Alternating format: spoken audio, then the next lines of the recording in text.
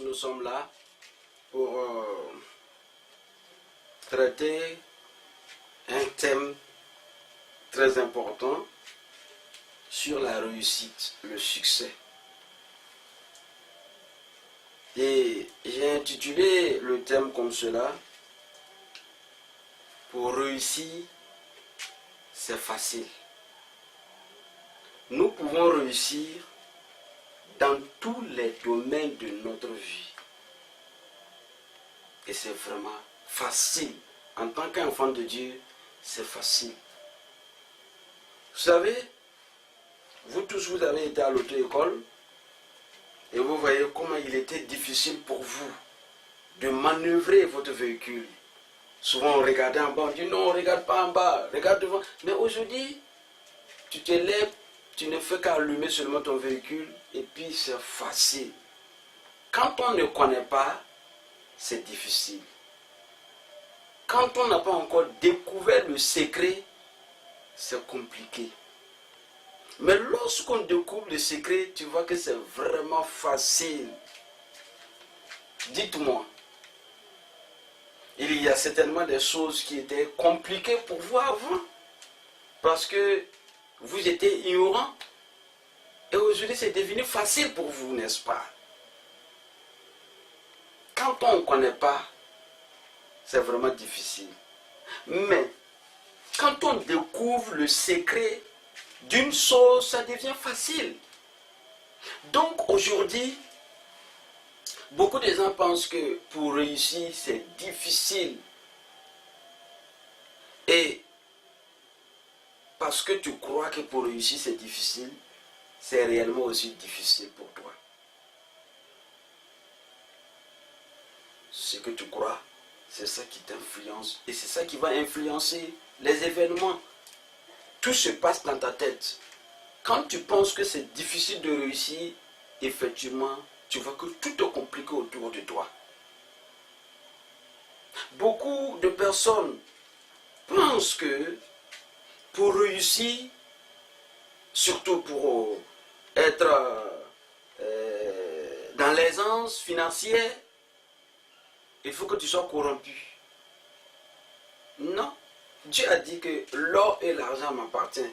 Mais Dieu n'a pas tombé dans la corruption pour avoir l'or et l'argent. Nous pouvons être riches honnêtement. Et nous pouvons réussir dans tous les domaines aussi honnêtement et facilement. Il suffit de connaître le secret. Vous savez, en tant qu'un berger, je suis dans la joie lorsque je vois les membres de l'église prospérer dans tous les domaines. C'est en train de gêner parce que j'avais l'impression que les gens de ce monde avancent, mais nous, les enfants de Dieu, les choses semblent être au ralenti. Les choses ne marchent pas comme il se doit. J'étais en train de prier et j'ai entendu une voix qui me dit: pour réussir, c'est facile. Il suffit de découvrir le secret de la réussite. Il suffit de découvrir le secret et le reste, tu verras que c'est facile. Et c'est comme cela que dans une vision, on me donne le secret de la réussite. Ça m'a fait vraiment rire. Fais un jeûne de 9 jours 9 jours sans manger et se retrouver avec un verset biblique qui est le secret de la réussite. Un verset biblique qu'on lit nuit et jour, tous les jours, même les enfants de l'école de dimanche connaissent ce verset biblique par cœur. On va gêner 9 jours sans manger pour se retrouver avec un seul verset biblique qui est le secret de la réussite. Ça m'a fait rire. Et tout à l'heure, ça va vous faire rire aussi. Lisons ensemble dans Matthieu 6, 33. Déjà, vous savez ce que c'est. Vous savez déjà ce que ça veut dire, Matthieu 6, 33. Moi, j'étais vraiment dans un moment de jeûne de 9 jours. 9 jours. C'est au 9e jour que j'ai reçu vraiment ce message qui me dit, pour réussir, c'est facile. Et voilà le secret. Matthieu 6, 33. Lisons ensemble.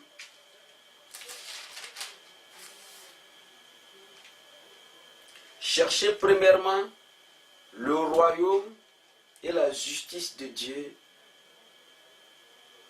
et toutes ces choses vous seront données par-dessus. Voilà le verset biblique. C'est le secret de la réussite. Le secret de la réussite. Dieu,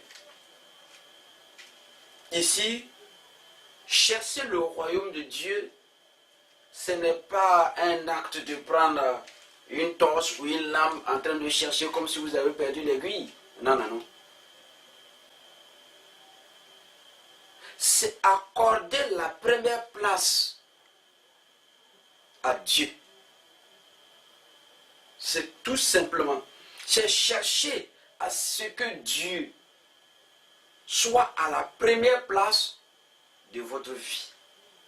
C'est tout. Le Seigneur Jésus-Christ doit être le centre de votre vie. Cherchez premièrement le royaume et sa justice. Il y a des choses que nous devons souffrir pour obtenir. Il y a des choses qui devaient venir facilement, sans qu'on ne souffre. Et voilà le secret pour recevoir les choses facilement. Voilà le secret pour que les choses bougent facilement. Voilà les choses pour être productif facilement. Voilà les choses pour s'enrichir facilement. C'est le secret. Vous allez voir que si vous comprenez bien Matthieu 6, 33, les choses vont devenir très faciles pour vous. Réussir va devenir facile pour vous. Quel qu'en soit le domaine que vous exercez, vous allez voir que la réussite est tellement facile et c'est quelque chose de très simple. Si vous accordez la première place de votre vie à notre Seigneur Jésus-Christ, si vous accordez les intérêts du royaume de Dieu en premier lieu, avant toute chose, vous avez réussi. Et vous allez voir que les choses que vous cherchez avant vont commencer à arriver, vont commencer à vous chercher, vont commencer à venir vers vous. Vous serez surpris. Peut-être tu as des grands projets, tu as des choses que tu es en train de faire, tu n'arrives plus à dormir, tu penses beaucoup. Arrête de penser. Arrête de penser. Vous courez ici, à gauche, à droite, vous courez par-ci, par-là. Mais au finish, les résultats sont maigres. Au finish, vous êtes déçus des résultats. C'est parce que vous cherchez des choses qui devaient vous chercher. Vous travaillez dur pour des choses qui devaient vous venir facilement et gratuitement. Cherchez. Il y a des choses que nous devons chercher. Et il y a des choses que Dieu va nous donner sans qu'on ne cherche. Nous devons toujours chercher. Chaque seconde de notre vie, dans tous les domaines de notre vie, que Jésus-Christ soit le Maître suprême. En toutes choses, nous devons penser d'abord à Jésus-Christ, à Dieu et aux intérêts de Dieu. Vous savez, Il n'y a seulement que les chrétiens que lorsque ils sont élevés à un niveau, à un rang, à une petite position, ils n'ont plus le temps pour Dieu, ni pour l'œuvre de Dieu. C'est écœurant. C'est pour cela que l'Église souffre. Tout pasteur peut vous dire clairement combien de personnes étaient pauvres, combien de personnes souffraient dans des églises. On a prié, on a fait les délivrances, on a gêné pour ces personnes. Et lorsqu'ils ont gagné un travail bien rémunéré, lorsqu'ils ont gagné quelques miettes, quelques voitures, voilà, ils commencent à venir à l'église en retard. Ils commencent à venir à l'église en retard. Ils commencent à s'absenter à des réunions, à des rassemblements. Et finalement, ils commencent à venir à l'église quand il veut. Quand on lui pose la question, il dit non, par rapport à mon boulot, je n'ai plus le temps, je suis tout le temps occupé, je m'en vais en mission. Vous comprenez? Voilà pourquoi on est dernier.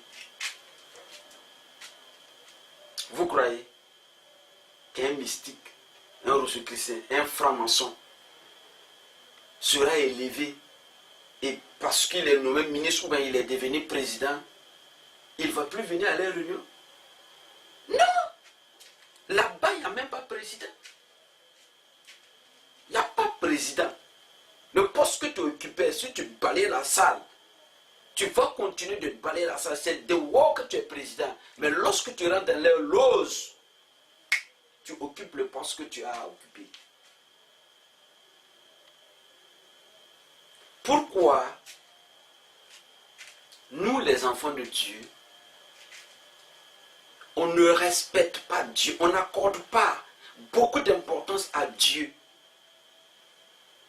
que les païens le font à leur Dieu?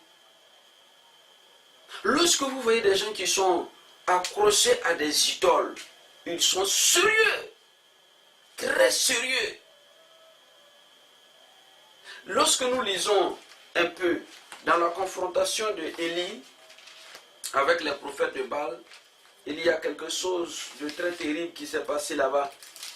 Les prophètes de Baal étaient faux, Baal était faux Dieu, mais ils servaient Dieu, ils servaient Baal avec une détermination que les chrétiens ne le font pour leur Dieu véritable.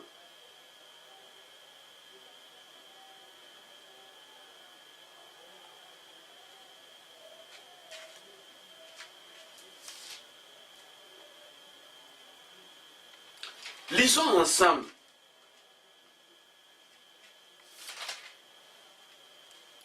un roi 18 plutôt, le verset 25. Écoutez très bien.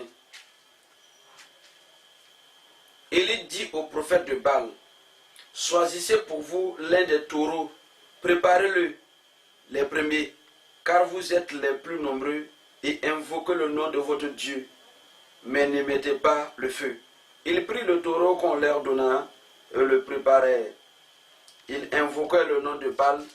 Il invoquait le nom de Baal le matin jusqu'à midi, en disant, Baal, réponds-nous, mais il n'y a ni voix, ni réponse. Ils sautaient devant l'autel qu'ils avaient fait. À midi, Élie se moqua d'eux et dit, criez à haute voix, puisqu'il est Dieu, il pense à quelque chose où il est occupé, où il est en voyage, peut-être qu'il dort, il se réveillera. Il cria à haute voix, ils se firent, écoutez très bien, ils criaient à haute voix et ils se firent selon leur coutume des incisions avec des épées et avec des lances jusqu'à ce que le sang coule sur eux. D'abord, écoutez, la Bible précise que les prophètes de Baal ont crié à haute voix du matin jusqu'à midi. Combien de fois tu as prié du matin jusqu'à midi? Combien de fois? Tu as commencé à prier à 6 heures du matin ou à 8 heures du matin jusqu'à midi. Les prophètes de Baal l'ont fait.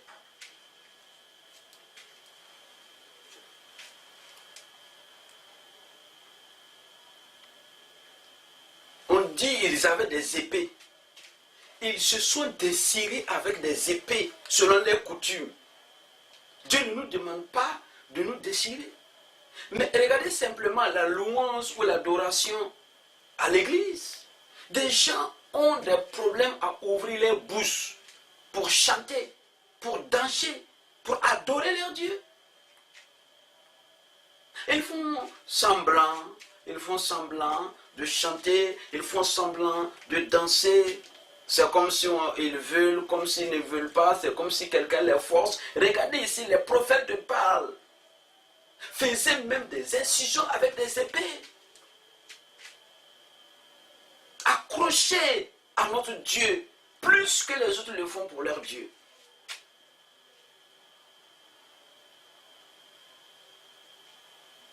Cherchez premièrement le royaume de Dieu. Si vous mettez les intérêts de Dieu en première position dans votre vie, dans toutes vos décisions, Dieu est au premier plan, vous allez réussir. Regardez la sagesse de Salomon. Pourquoi Salomon a réussi? J'ai étudié un peu la vie de Salomon et j'ai compris le secret de sa réussite. Salomon est sous forme un bébé gâté, quelqu'un qui est né avec une cuillère en or. Salomon a été éduqué par un prophète. Voilà un peu l'avantage de Salomon. Il a été éduqué par un prophète. Le prophète l'a appris à mettre Dieu et les intérêts de Dieu en premier plan, en première position. Ça l'a marqué, ça l'a conduit, et c'est seulement ça qui était le secret de Salomon. Si vous voyez qu'il était vachement riche, il était sage, il n'y avait aucun roi comme lui pendant sa vie, c'est parce qu'il avait le secret. Il avait le secret de placer Dieu, de placer le Seigneur Jésus-Christ en première position avant toute chose. C'est ça. Regardez quelque chose. Lisons ensemble dans 1 Roi 3, le verset 5. 1 Roi 3. Et nous allons voir quelque chose. 1 Roi 3, le verset 5 à 13. Lisons ensemble. À Gabaon, l'Éternel apparut en songe à Salomon pendant la nuit, et Dieu lui dit, demande ce que tu veux que je te donne. Salomon répondit, tu as traité avec une grande bienveillance ton serviteur David, mon père, parce qu'il marchait en ta présence dans la fidélité, dans la justice et dans la droiture, de cœur envers toi. Tu lui as conservé cette grande bienveillance et tu lui as donné un fils qui est assis sur son trône, comme on le voit aujourd'hui. Maintenant, l'Éternel mon Dieu, tu as fait régner ton serviteur à la place de David, mon père. Et moi, je ne suis qu'un jeune homme et je n'ai point d'expérience. Ton serviteur est au milieu du peuple que tu as choisi, peuple immense qui ne peut être ni compté ni dénombré, à cause de sa multitude. Accorde donc à ton serviteur un cœur intelligent pour juger ton peuple, pour discerner le bien et le mal, car qui pourrait juger ton peuple, ce peuple si nombreux? Cette demande de Salomon plut au Seigneur, et Dieu lui dit, puisque c'est là ce que tu demandes, puisque tu ne demandes pour toi ni une longue vie, ni les richesses, ni la mort de tes ennemis, et que tu demandes de l'intelligence pour exercer la justice, voici, j'agirai selon ta parole. Je te donnerai un cœur sage et intelligent, de telle sorte qu'il n'y aura eu personne avant toi et qu'on ne verra jamais personne de semblable à toi. Je te donnerai en outre ce que tu n'as pas demandé, des richesses et de la gloire, de telle sorte qu'il n'aura pendant toute ta vie aucun roi qui soit ton pareil. Et si tu marches dans mes voies, ok, Nous allons rester dans le verset 13. Et voilà le secret de Salomon. Il est devenu roi. Dieu s'est apparu à lui et Dieu lui demande, demande-moi tout ce que tu veux. Demande-moi tout ce que tu veux. Quand Hérode a fait cette erreur, qu'il a demandé à la fille d'Hérodias de lui demander ce qu'elle veut, parce qu'elle avait dansé, même si c'était la moitié de son royaume, il a vécu un moment pénible de sa vie. La fille va dire au roi, attends-moi, je vais aller consulter ma mère et je reviens. Lorsqu'elle est revenue, elle est revenue avec une assiette. Il a dit, tout de suite, mets la tête de Jean-Baptiste ici.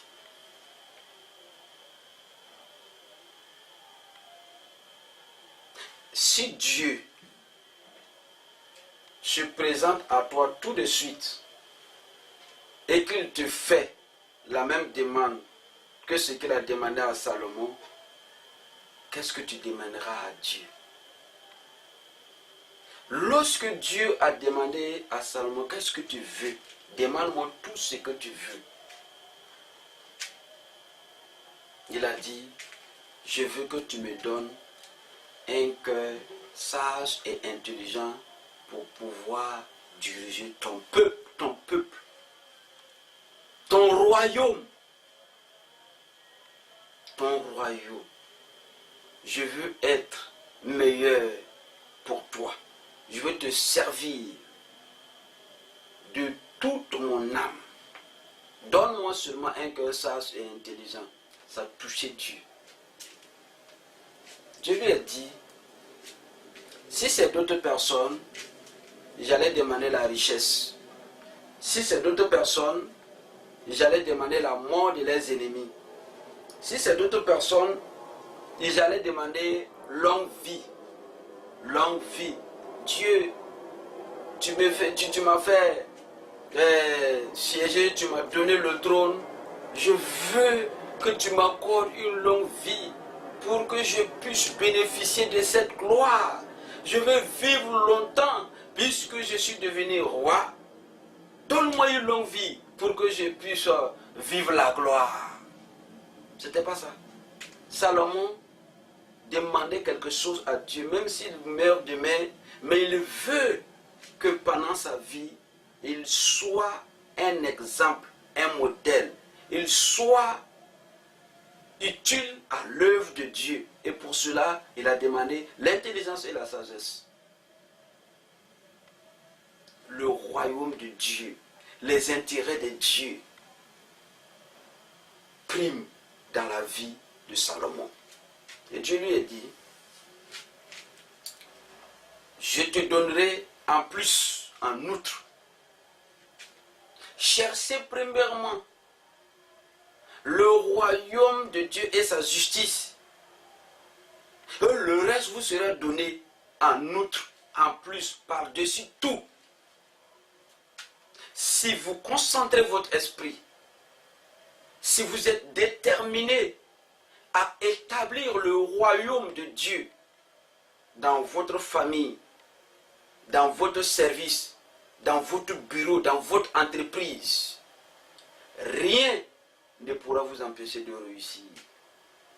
Il y a certaines personnes, lorsqu'ils se lèvent, ils font leurs programmes comme ils le veulent, sans consulter Dieu.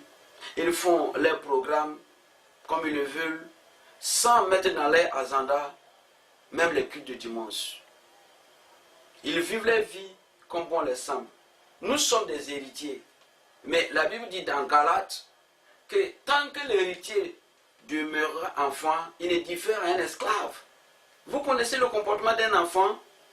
Un enfant, vous lui donnez biscuit tout à l'heure, un enfant, vous lui donnez biscuit tout à l'heure, et vous lui demandez Donne-moi un peu. Il va te dire non, non. Mais c'est le comportement de l'enfant. On ne peut pas les reprocher pour ça. C'est comme ça ils sont. Et si les chrétiens ne percent pas, ne réussissent pas, quoique nous sommes des héritiers, nous sommes toujours pauvres, c'est parce que nous sommes encore et toujours enfants. Donc, quoique héritiers, nous sommes toujours pauvres, comme des esclaves, parce que nous sommes des enfants. Regardez, tu donnes biscuit à un enfant, tu lui demandes donne-moi un peu, il refuse. Dieu nous donne la vie, Dieu nous donne le temps, et il nous demande donne-moi un peu. Ah non, je n'ai plus le temps, je n'ai plus le temps. Le temps qui donne le temps, qui donne la vie, qui donne ton, par qui tu gagnes ton argent. Tu n'as plus le temps pour celui qui a créé le temps.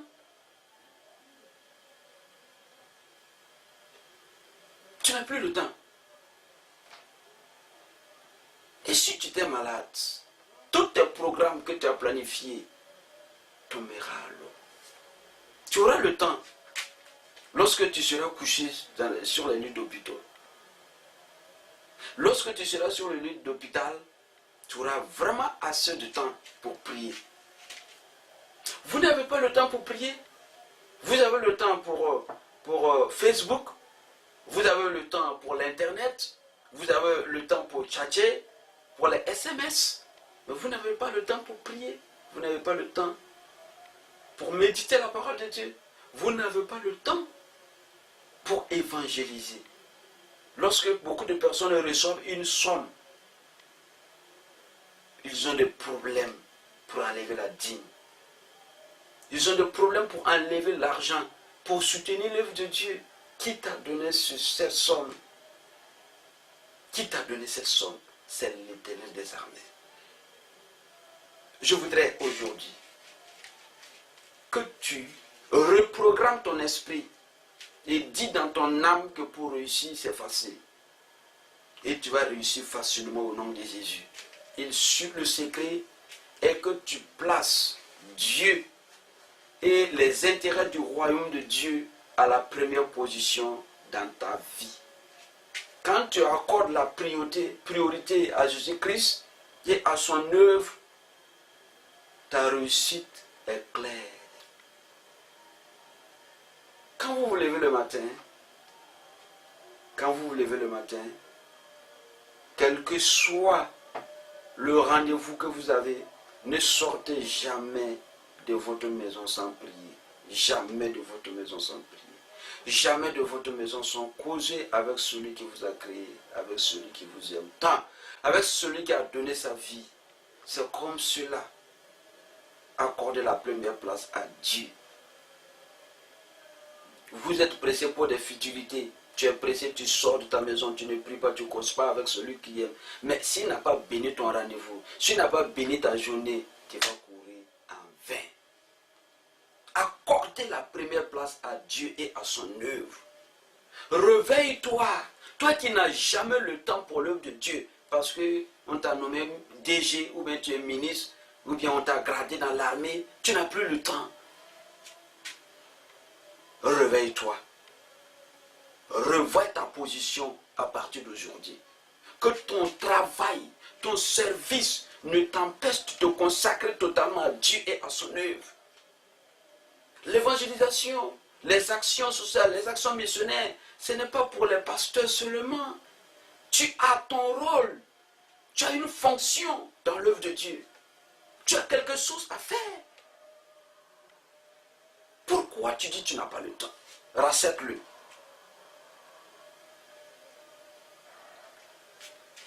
Si vous regardez,